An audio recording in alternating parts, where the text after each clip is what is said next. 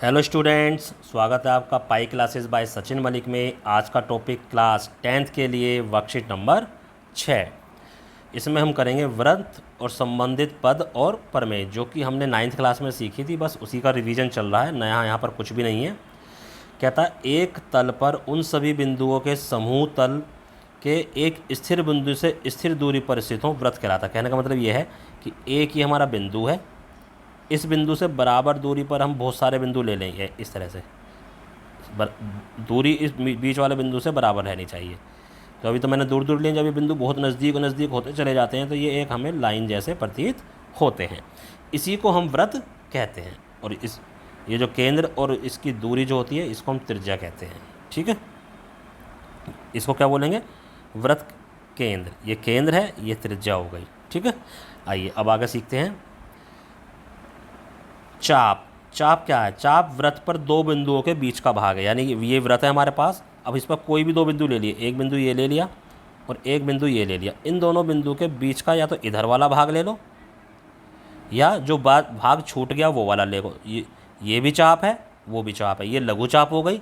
जो छोटा हिस्सा है उसे लघु चाप बोलेंगे, जो बड़ा हिस्सा है उसे दीर्घ चाप बोलेंगे। जीवा वृत्त पर किन्हीं भी दो बिंदुओं को मिलाने वाली रेखा। जैसे ये दो बिंदु थे, है ना, अगर हमने इनका वृत्त का भाग लिया तो चाप। अगर मैं इनको ऐसे सीधी रेखा से मिला दूं तो हम इसको क्या बोलेंगे? जीवा। ठीक है, ये जो कर्व वाली है ये चाप है, और जो सीधी वाली रेखा ये हमारी जीवा है। और सबसे बड़ी जीवा कौन सी होती है? जो केंद्र से गुजरे। मान लो यहाँ से हमने बनाई और ये ऐसे निकलती हुई चली गई, ये वाली जो जीवा ये सबसे बड़ी जीवा होती है जो केंद्र से गुजरती है। तो केंद्र से गुजरने वाली जीवाएं यानी व्यास, ये अनगिनत हो सकते हैं किसी भी के उसमें वृत्त में। आगे आ गया त्रिज्याखंड। त्रिज्याखंड क्या है? जैसे एक त्रिज्या हमने ये बना ली, एक त्रिज्या हमने ये बना ली। ठीक है, और इन त्रिज्याओं के बीच में ये हमारा चाप हो गया। तो दो तो त्रिज्या हो गई और एक चाप हो गया। अब इससे घिरा हुआ ये जो पीला रंग का भाग है ये हमारा त्रिज्याखंड कहलाता है। ये लघु त्रिज्याखंड है। जो दूसरा बच गया वो भी तो यही चीज़ है, वो भी दो त्रिज्या और दीर्घ चाप से घिरा हुआ है, वो भी त्रिज्याखंड ही है। छोटे वाला भी त्रिज्याखंड है और बड़े वाला भी, दोनों ही त्रिज्याखंड है। कहता है ना, चाप के दोनों सिरों को केंद्र से मिलाने वाली त्रिज्याओं और चाप के मध्य क्षेत्र को त्रिज्याखंड कहते हैं। वृत्तखंड क्या होता है? वृत्तखंड देखो, ये भी मैंने बताया था, ये क्या है? चाप। ये क्या है? जीवा। जीवा और चाप के बीच का जो हिस्सा होता है ये वृत्तखंड होता है।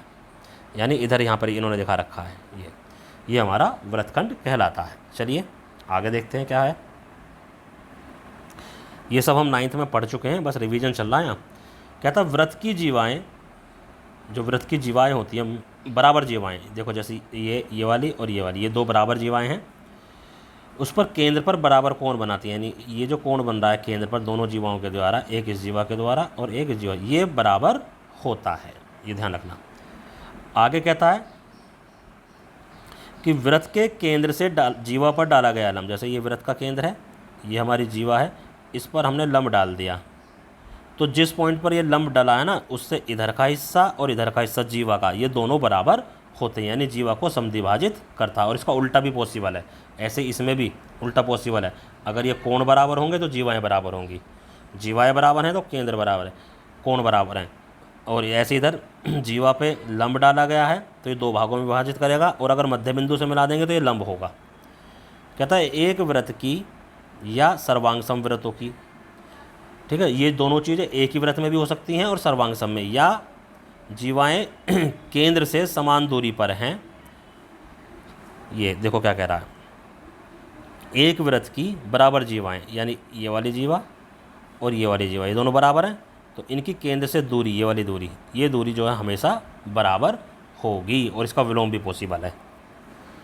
आगे कहता है एक चाप द्वारा केंद्र पर अंतरित कोण। देखो ये हमारी चाप है ए बी, ये वाली चाप, ये चाप है, ठीक है।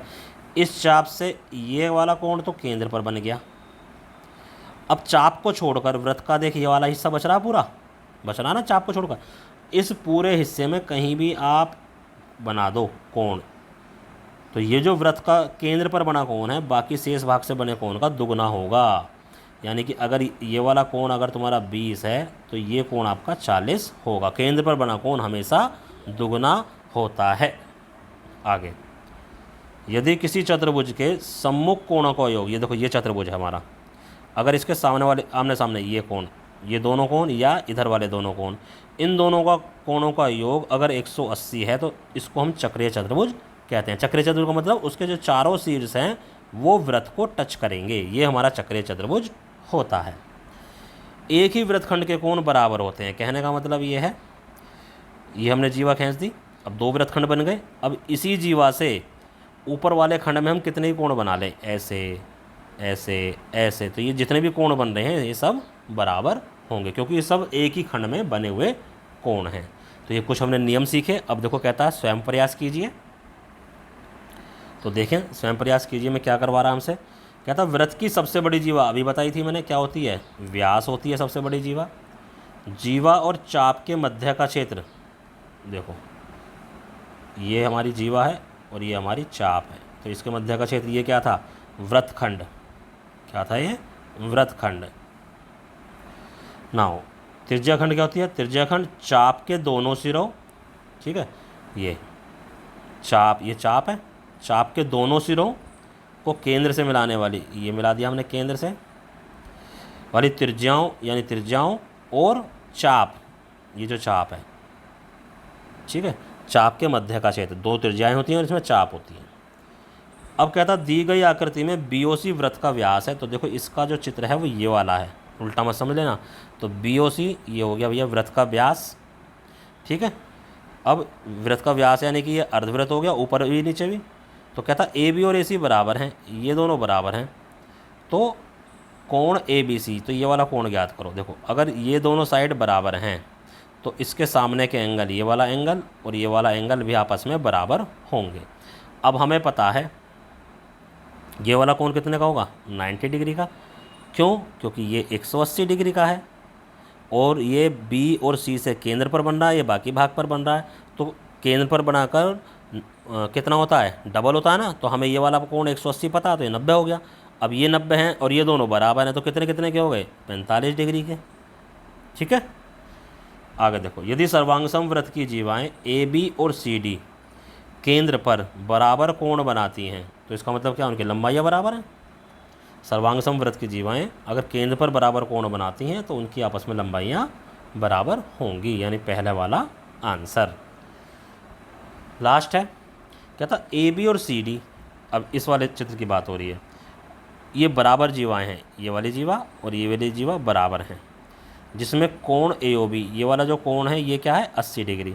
तो बराबर जीवाएं हैं तो ये वाला कोण और ये जो कोण है, यानी केंद्र पर जो बने कोण है ये समान होंगे। अभी हमने यहाँ पर इससे ऊपर वाले में करा है कि समान जीवाएं केंद्र पर समान कोण बनाती हैं, तो इधर वाला कोण हमें 80 दे रखा है, तो ये वाला कोण कितना हो गया, ये भी 80 हो जाएगा। रीजन क्या लिखोगे, समान जीवाएं केंद्र पर समान कोण बनाती हैं। तो इस तरह से बेटा ये वर्कशीट तुम्हारी कंप्लीट होती है। अपने अपने टीचर को इनकी साफ सी फ़ोटो खींचो, कब, कॉपी में करने के बाद, ताकि वो उनको चेक कर सके। धन्यवाद।